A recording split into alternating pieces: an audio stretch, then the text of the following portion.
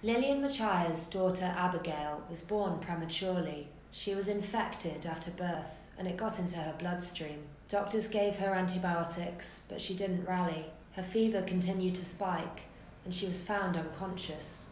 Doctors sent a sample of her blood to a lab. 4 days later, the results showed she had sepsis from an infection, Klebsiella. It was resistant to the 2 sorts of antibiotics commonly available in Malawi. She had been given ineffective antibiotics for days. Abigail needed amikacin. The hospital had it, although it cannot always afford the pricey drug. It has serious side effects, including deafness, kidney and nerve damage. The hospital gave it to Abigail to fight the infection. Her mother hoped that she would survive.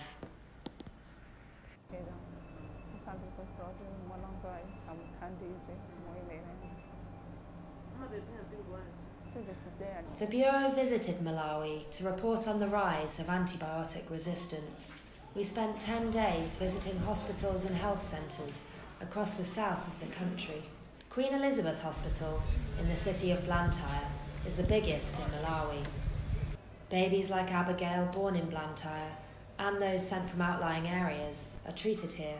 In the last 2 years, the hospital has been struggling with superbug infections. Newborns in the Chitinka nursery ward are especially vulnerable. The most common bacteria causing infection, Klebsiella, is resistant to all the antibiotics the hospital regularly stocks. Now, more than 90% of Klebsiella is resistant to these drugs. The week we were there, 4 babies became infected. 2 had already died. Dr. Kondwani Kawaza is the neonatologist at Queen Elizabeth Hospital. He says around 1/3 of the infections they can diagnose are now resistant to antibiotics. This is an underestimate. Medics say the infections are effectively untreatable because the antibiotics needed are too pricey.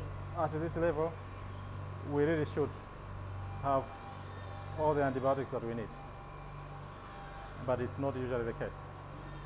And the challenge is if we cannot treat appropriately our babies who have infections here, where else are they going to have treatment? Because everybody looks up to us. Everybody would like to refer patients to us because they think and believe in us that we have the capacity and also that we have resources to treat the infections. But we do have that challenge, and that challenge is real, that we have organisms making babies sick that are not easy to treat. Abigail's infection was diagnosed and her antibiotics changed. Sadly, for many babies, it is already too late by the time the tests come back. It feels sad because you have a mother who has waited for 9 months to get a baby. And then you lose that baby from a potentially treatable condition. He wants amikacin and another expensive antibiotic, meropenem, to be given to babies with resistant infections. But some fear that if the drugs are used more often, bacteria will soon become resistant to them. Doctors in Malawi now deal with a daily threat from superbugs. Yeah, some people think that the antibiotic resistance is a hypothetical threat, non-existent threat that only academics talk about. But for us working here, we do see it every day. We do see babies change suddenly from a robustly active baby to a profoundly sick baby. In Malawi, too many babies are already dying before they are 4 weeks old. 1 in 43 newborn babies die. In the UK, that figure is 10 times lower. Bloodstream infection, or sepsis, is one of the leading killers of babies in Malawi and across the world. If antibiotic resistance continues to rise, more babies will die, doctors warn. Superbugs are bred by overuse and misuse of antibiotics. In Malawi, it is technically illegal to buy antibiotics without a prescription. But we bought a range of drugs from pharmacies in Blantyre. We even purchase injectable drugs, including the last-line antibiotic available in Malawian hospitals.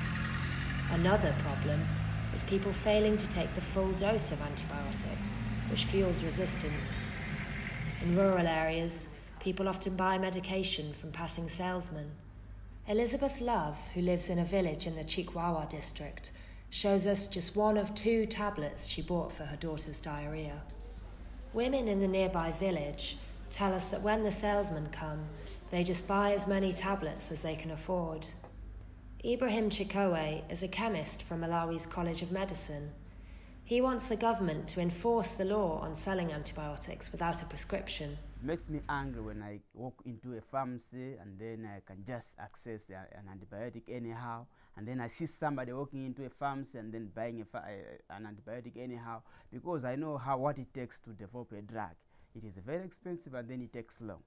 How long will it take for us to have a replacement for such kind of a drug? And then how many people who have suffered and who have been lost in that process for us to have another drug? Basic steps like hand washing with soap could prevent many infections in the first place. This would avert the need for antibiotics. But more than 70% of Malawi's 18 million population lives in poverty. Bertha Gessinau is 19 and lives in the Kambo village in the rural Chikwawa district.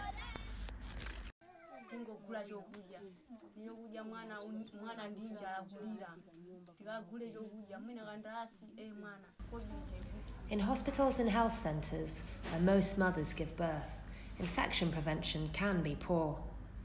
Nyambi Health Centre in Machinga district has only one working toilet shared by 300 pregnant women and staff. Electricity blackouts mean they cannot always sterilise equipment like forceps. It has no running water. Pregnant women are asked to bring candles or torches in case the power goes out.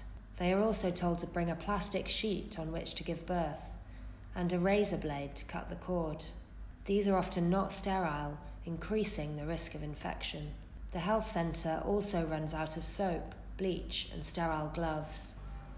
Abigail Nyaka is from WaterAid. Everyone has a right to health. It is a right for everyone to be delivered in a clean environment, well taken care of. The problem of resistance is an extra burden on an overstretched health system. In Malawi, around 1 million people have HIV, making their immune systems more vulnerable to infection. Around the world, 700,000 people are already dying as a result of superbugs. This figure could rise to 10 million by 2050 if no action is taken. The majority of these deaths will occur in Africa and Asia, whose health systems and economies will be worst hit. Dr. Charles Monsambo is the Director of Health Services at the Malawi Ministry of Health. My fear is that there'll come a day when the commonly occurring bugs, which today respond to antibiotics, will not respond to any antibiotic at all. There'll come a time when we'll have no antibiotics to treat any bug at all. So I would not want to be part of that world. Baby Abigail died a month after our visit. Medics fear that more deaths will follow as resistance in Malawi rises.